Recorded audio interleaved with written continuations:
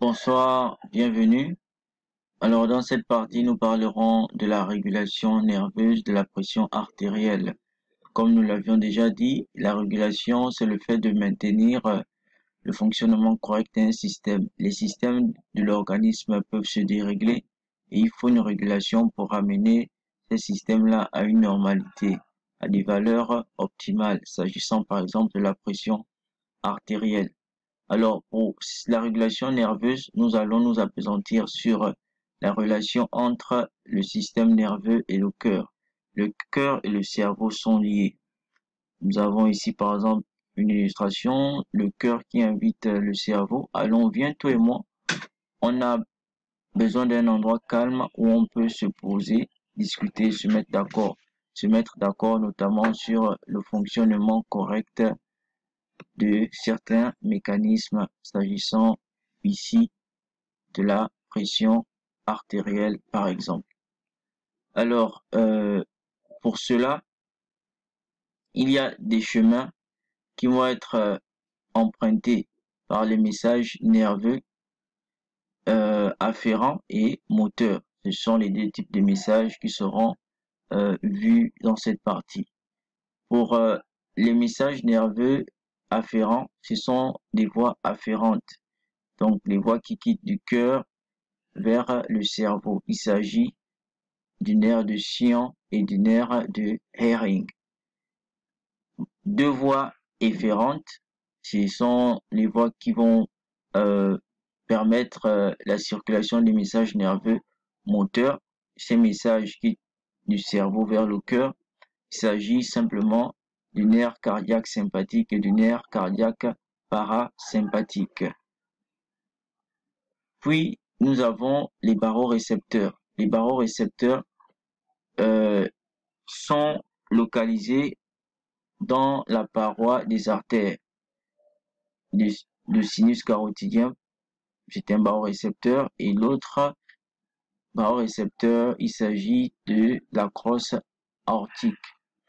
Ce sont ces barorécepteurs qui reçoivent les informations, les messages sensitifs, et vont conduire ces messages vers ils sont conduits via le nerf de Sion et le nerf de Hering pour arriver dans la bulbe rachidienne.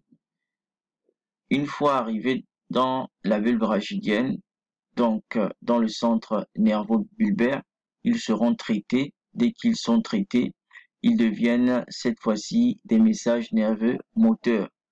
En étant des messages nerveux moteurs, ils vont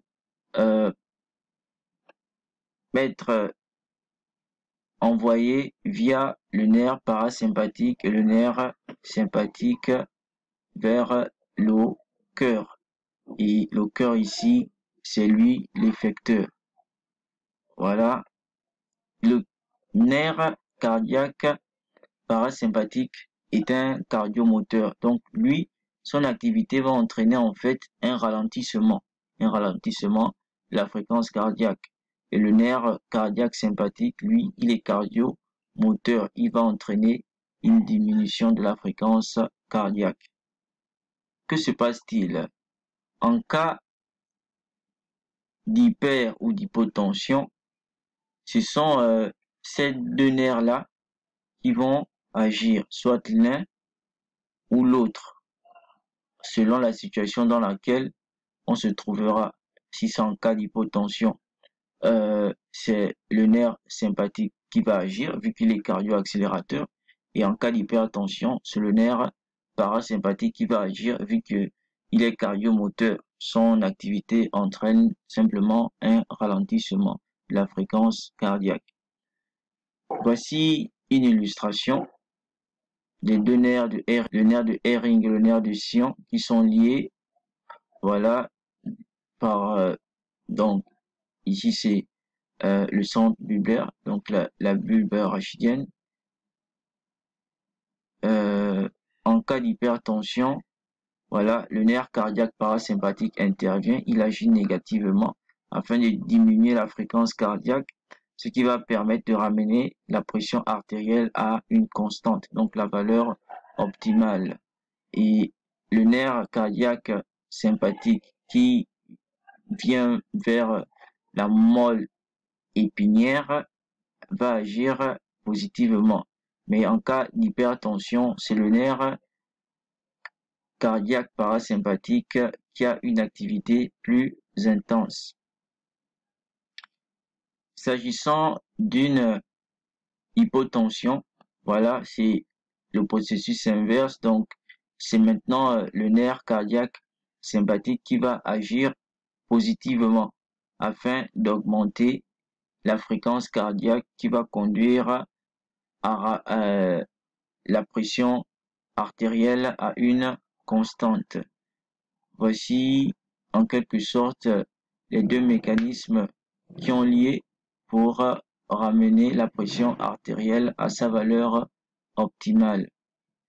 Ici, exemple, le nerf cardiaque parasympathique continue lui d'agir négativement, mais en cas d'hypotension, c'est l'activité du nerf cardiaque sympathique qui est plus intense, qui sera la plus considérable. Voilà, c'était ça que vous devriez connaître s'agissant de la pression artérielle, sa régulation par le système nerveux. Merci de votre attention. Ne manquez pas la prochaine partie sur la régulation hormonale de la pression artérielle. Si vous aimez la vidéo, likez, partagez et n'hésitez pas à vous abonner, à visiter le site internet.